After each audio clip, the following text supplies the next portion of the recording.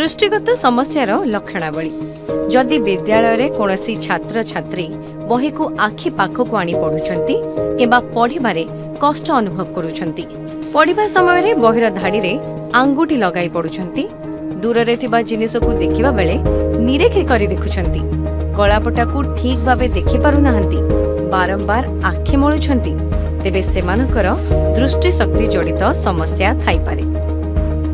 सेहीपरि आखिरे आलोक पड़िले कष्ट अनुभव हेबा, आखिरु पानी गड़िबा, आखिपता बारंबार मिटिमिटी करिबा, अनेक समय रे मुंड बिंधुची बोली अभियोग करिबा, कंप्यूटर व्यवहार करिबा बेले लिखिबा किंबा पढ़िबा बेले आखि थकी जिबा मध्य दृष्टि शक्ति ह्रास हेबार लक्षण।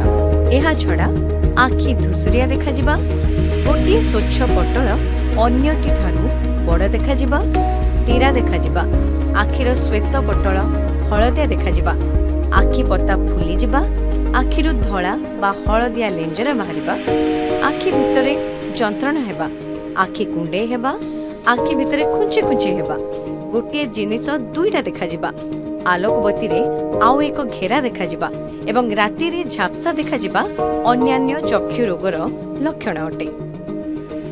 एही योजना अधीन अनुष्ठित विद्यालय चक्षु स्वास्थ्य कार्यक्रम शिक्षकों मार्गदर्शिका ई चार्ट द्वारा शिक्षक स्कूल चषमा पिंधुथिबा बा चषमा पिंधु नथिबा सबु छात्र छात्रींकर दृष्टि परीक्षा करिवे। ई चार्ट को आलोकित कांथरे चक्षु सीधारे टांगी देबे एवं सेही कांथरु 20 फुट बा 6 मीटर दूरतारे एक चिन्ह देबे।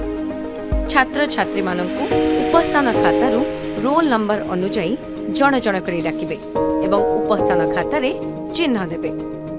पिलाटी को चिन्हित स्थान रे ठिया होई ई चार्ट को देखिबा को कहिबे।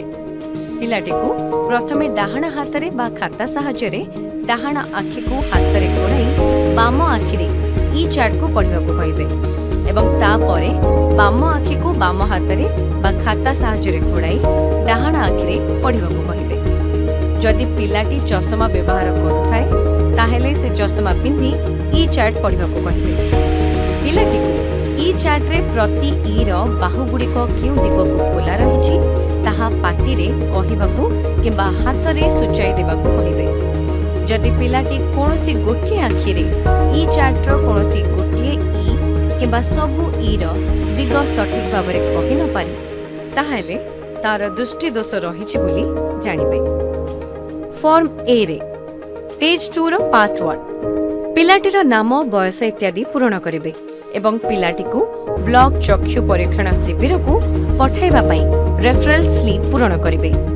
फॉर्म ए रो एक कॉपी स्कूल रे रहिबो एवं अन्य एक कॉपी बीईओ को पाखको पठाइबे। निर्धारित दिन रे रेफर होइतिबा समस्त छात्र छात्री को धरी फॉर्म ए स्कूल कॉपी एवं रेफरल स्लिप सहित ब्लॉक चक्षु परीक्षण शिविर रे उपस्थित रहिबे।